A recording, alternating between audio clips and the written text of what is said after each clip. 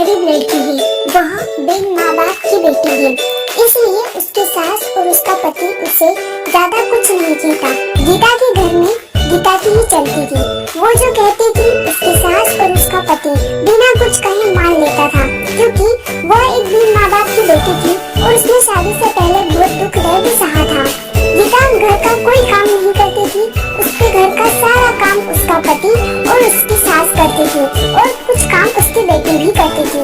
गीता तो रोज अपना पर्स लेकर बाहर घूमने चली जाती थी। गीता को कोई कहता भी नहीं था कि वह इस तरह रोज बाहर न जाए या घर का काम करे। घर का काम उसका पति और उसकी सास कर लेती थी। लेकिन एक दिन उसके पति को उसकी सास ने कहा कि बेटा, गीता को ना रोको टोको तो उसको समझाओ कि इस तरह रोज बाहर जाना सही नहीं होगा। हाँ, वो बाहर जा सकती है, पर वो अगर कभी कभार जाए तो ठीक है, लेकिन अगर वो इस तरह रोज बाहर जाएगी तो हमारे समाज के लोग क्या कहेंगे। ये सब सुन के गीता का पति बहुत परेशान रहने लगा। उसे समझ ही नहीं आता था कि वो करे तो क्या करे। अगर वो गीता को कुछ कहता था तो गीता नाराज हो जाती। उसे समझ ही नहीं आता कि वो करे तो क्या करे। वो गीता को कुछ ज्यादा बोल भी नहीं सकता था और वो न ही माँ की बात टाल सकता था। इसी तरह गीता रोज अपने ससुराल वालों को कुछ न कुछ कहती रहती। घर में कुछ भी करना हो गीता की ही चलती थी। वो अपने पति और अपनी सासू को बहुत बातें सुनाती थी। अगर उनसे कोई काम ठीक से नहीं होता तो भी वे उन्हें डांट लगाती थी। फिर भी उसका पति और उसकी सास चुपचाप उसकी सारी बातें सुनते रहते थे, ये सोचकर कि कभी न कभी गीता को एहसास होगा कि वो जो व्यवहार करती है वो सही नहीं है। हम उसे लाड़ प्यार करते हैं, इसका मतलब ये नहीं कि वो हवा में उड़ने लगे। पर ये बात कभी उसके ससुर ने और उसके पति ने उसके मुंह पर नहीं कही। उन्हें सिर्फ इसी बात का विश्वास था कि कभी न कभी उसे इस चीज का एहसास होगा।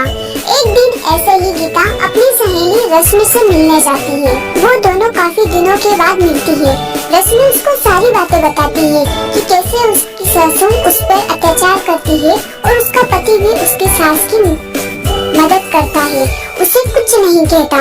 उसकी सास उसके पति को उसके खिलाफ भड़काती भी रहती है। वो चाहे कितना भी काम कर ले, कितनी भी अच्छे तरीके से घर की सारी साफ सफाई करे, सारा काम करे, फिर भी उसकी सासू उसमें नोकझोंक निकाली देती थी और उसका पति भी उसकी माँ का साथ देता था।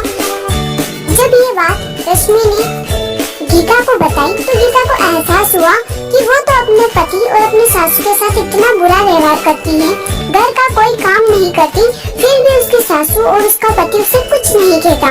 वो उन्हें बार बार छोटी छोटी चीजों के लिए हजारों बातें सुनाती है, फिर भी उसके सासू ने उसे कभी नहीं डांटा।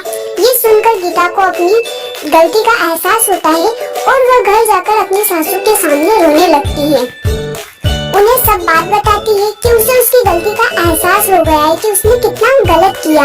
तब उसकी सास उसे कहती है कि बेटा रो मत, हमें विश्वास था कि तुम्हें एक न एक दिन अपनी गलती का एहसास होगा और तुमने गलती चाहे कैसी भी की हो, लेकिन तुम्हें अपनी गलती का एहसास हो गया, बस यही बड़ी बात है। अब हम सब साथ मिलकर हंसी खुशी रहेंगे।